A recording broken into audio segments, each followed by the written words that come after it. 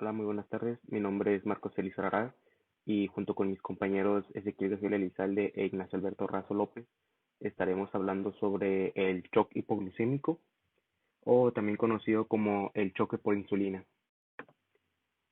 Ahora bien, antes de hablar sobre lo que es el choque hipoglucémico, hay que hablar sobre lo que es la hipoglucemia. Y según la Asociación Americana de Diabetes, podemos definirla como una condición clínica caracterizada por concentraciones bajas de glucosa en sangre. Aunque debido a la tolerancia fisiológica puede ser difícil encontrar una sola definición que abarque todos los rangos de fisiología del paciente. A lo que me refiero con esto es de que según el paciente y sus características como lo son el sexo, la edad y la condición de salud previa, puede haber una definición diferente. Ahora bien, la hipoglucemia toma una importancia especial en lo que son patologías de origen endocrinológico, como lo son el diabetes mellitus tipo 1 o el diabetes mellitus tipo 2 en menor grado. Ahora bien, sabemos que cualquier nivel plasmático va a tener mecanismos regulatorios fisiológicos y mecanismos compensatorios que van a involucrar sustancias químicas. En el caso de la glucosa, en situaciones normales tendríamos hormonas. Hormonas como la insulina, la cual es sintetizada y secretada en el páncreas por las células beta del islote de Langerhans después de un estímulo. Este estímulo puede ir desde la ingesta de nutrientes, las incretinas intestinales, estímulos neurales o péptidos como el GLP. Sabemos que los principales efectores de la insulina son principalmente el músculo esquelético, con un porcentaje aproximadamente del 70 u 80%, seguido del tejido adiposo y el hígado. Además de que junto con su receptor moviliza los transportadores de glucosa como el GLUT4. Entre las acciones de la insulina tenemos la utilización y el depósito de glucosa, la inhibición de la producción hepática de glucosa y la estimulación de la síntesis de triglicéridos, así también como la inhibición de la lipólisis y la cetogénesis. Otra hormona de la que podemos hablar es el glucagón. Sabemos que es una hormona de estrés y de contrarregulación cuya secreción es llevada a cabo por las células alfa-pancreáticas una vez encontramos el estímulo. Este estímulo puede ser el ayuno, la hipoglicemia, aminoácidos, el sistema nervioso simpático o incluso la hormona de crecimiento. En cuanto a sus acciones, vamos a tener que son lo contrario a la insulina, porque el glucagón va a aumentar la glicemia mediante el aumento de la glucosa hepática una vez activada la neoglucogénesis y la glucogenólisis. Tiene capacidad también para inhibir la utilización de la glucosa por lo que es la glucólisis y la glucogénesis. Y también tiene capacidad para estimular la lipólisis y la cetogénesis. También bajo situaciones normales tendríamos la somatostatina, que es sintetizada y liberada por las células delta del islote de Langerhans y se caracteriza por ser un potente inhibidor de la secreción de glucagón e insulina.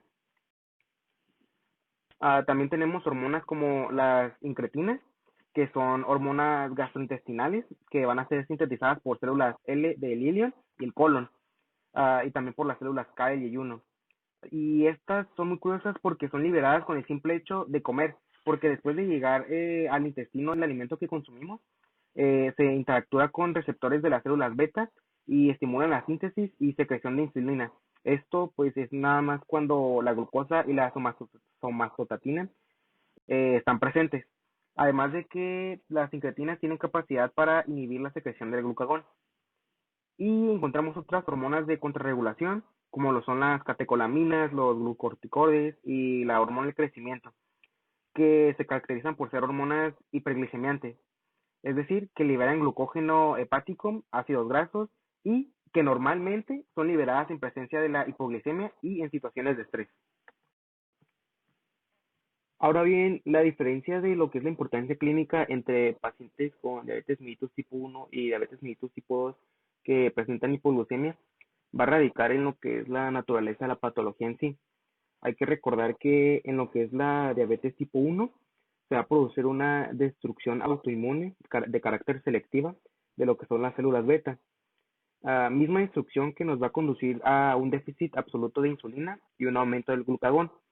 por lo que las personas con diabetes tipo 1 van a depender de inyecciones de insulina para lo que son la prevención de patologías posteriores como la hiperglucemia y la cetoacidosis. Sin embargo, lo que es el manejo de la dosis es muy importante debido a que si se administra una dosis de insulina insuficiente, la persona puede entrar en lo que es un coma que va a ser resultado de la cetoacidosis. Puede también presentar un desequilibrio de electrolitos y la deshidratación posterior. Aunque también tenemos que cuidarnos de lo que es la insulina en exceso o la sobredosis, porque también puede producir un coma como resultado de la hipoglucemia. Mientras que los síntomas menos graves se presentan en aquellos pacientes con diabetes mellitus tipo 2 y normalmente son producidos por una secreción excesiva de insulina por parte de los islotes de Langerhans después de una comida de carbohidratos, y es una respuesta exagerada de las células beta de estos mismos y únicamente tiene presencia en aquellos con disposición genética a la diabetes mellitus tipo 2. Ahora ya sabemos que la hipoglucemia va a ser definida como una glicemia anormalmente baja que puede presentar o no síntomas y que va a significar un riesgo para la salud. También sabemos que en la mayoría de las veces los síntomas menos graves corresponden a una secreción excesiva de insulina después de una comida rica en carbohidratos. Puede ser causada por una respuesta exagerada. Esto es normalmente en adultos con una carga genética de diabetes mellitus, y para evitarlas se suele aconsejar la limitación de la ingestión de carbohidratos y comidas bien establecidas. El diagnóstico de hipoglucemia reactiva solía ser un criterio aceptado cuando hablábamos de una concentración de glucosa en sangre de menos de 70 miligramos sobre decilitro, y se solía presentar cuando una persona tenía síntomas de hipoglucemia como el temblor, el hambre, la debilidad y la visión borrosa, mismos que ya no son un indicativo de hipoglucemia porque muchas otras cosas pueden presentarla y se pueden confundir, por ejemplo, con un estado ligero de ebriedad. Y esto viene de la prueba de hipoglucemia reactiva, misma que tampoco ya no se utiliza porque básicamente se consumía una cierta cantidad de glucosa en una duración de la prueba que era de 4 a 5 horas. Pero esta misma duración y la ingesta limitada de glucosa nos podía llevar a los mismos síntomas que se supone que debíamos de diagnosticar. Y pues esto sin en realidad padecerla. Ahora bien, cuando hablamos de hipoglucemia, encontramos su clasificación, dentro de la cual podemos encontrar la hipoglucemia severa, que es en donde el paciente requiere obligatoriamente la ayuda de otra persona para administración de elementos que ayuden a compensarlo, como carbohidratos, glucagón o medidas correctivas para solucionarlo. Encontramos su concentración plasmática, no sabemos si existe un registro y tampoco sabemos cuál es el actual, por lo que es una hipoglucemia severa, y sabemos que pertenece a esta porque una vez administrados los carbohidratos o las medidas correctivas se soluciona. También encontramos la hipoglucemia sintomática documentada, en la que encontramos síntomas y sabemos que el paciente está hipoglucémico. Por el otro lado de la anterior tenemos a la hipoglucemia asintomática, en la que el paciente no presenta síntomas, pero conocemos que el paciente está hipoglucémico en ese momento. También tenemos una medio tramposa que es la probable hipoglucemia sintomática, en la que encontramos síntomas típicos, pero que no se acompañan de una determinación de glucosa, pero probablemente son causados por una glucosa plasmática. Y tenemos la pseudohipoglucemia, en la cual se reportan síntomas típicos, pero la glucosa no es menor del valor de referencia, sino es un valor normal o más elevado. Una vez que hablamos de hipoglucemia, encontramos lo que es el shock hipoglucémico, que es definido como un síndrome causado por una reducción crítica del aporte de la glucosa al encéfalo y es caracterizado por alteración de la conciencia, convulsiones, estupor, coma o signos neurológicos focales. También habíamos comentado que este se conoce como choque de insulina, debido a que se obtienen niveles de glucosa extremadamente bajos por la presencia de un exceso de insulina exógena en el cuerpo.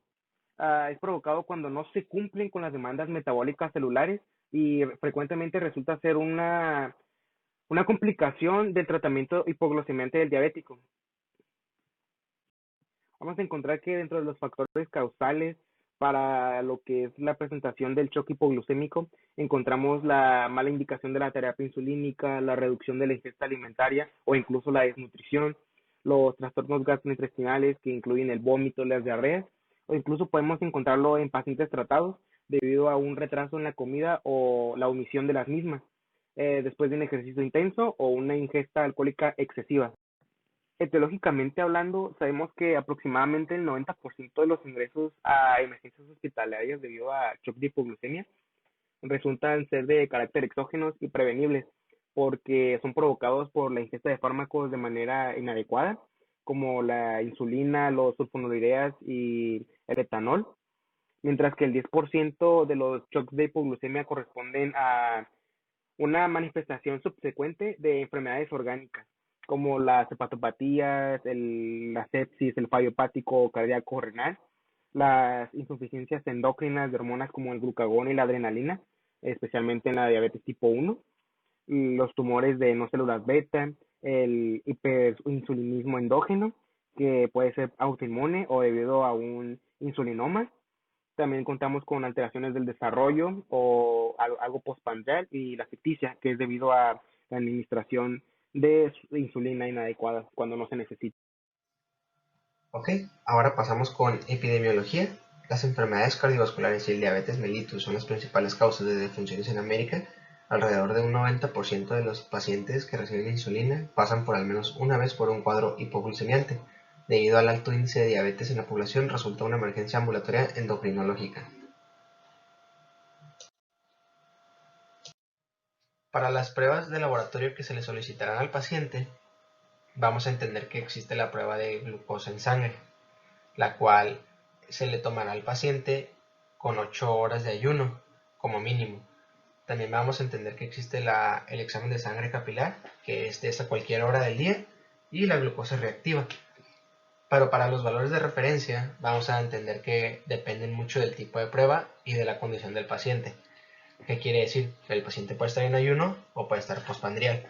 Vamos a ver que si el paciente no padece de diabetes, se va a encontrar en un rango de 70 a 100 miligramos sobre decilitro, y si el paciente presenta diabetes, va a estar en 70 a 130 miligramos sobre decilitro. Eso es en un paciente en ayuno, con diabetes o sin diabetes. El paciente postprandial, que es 2 horas posterior a la ingesta de alimento, vamos a ver que es un paciente sin diabetes, debe de estar entre los 70 a 140 miligramos sobre decilitro, y con diabetes debe estar en menos de 180 miligramos sobre decilitro.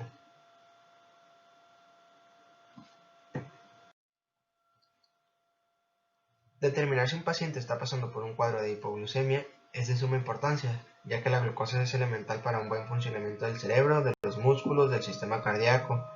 Por lo tanto, una disminución de la glucosa puede traer graves consecuencias si no se trata a tiempo.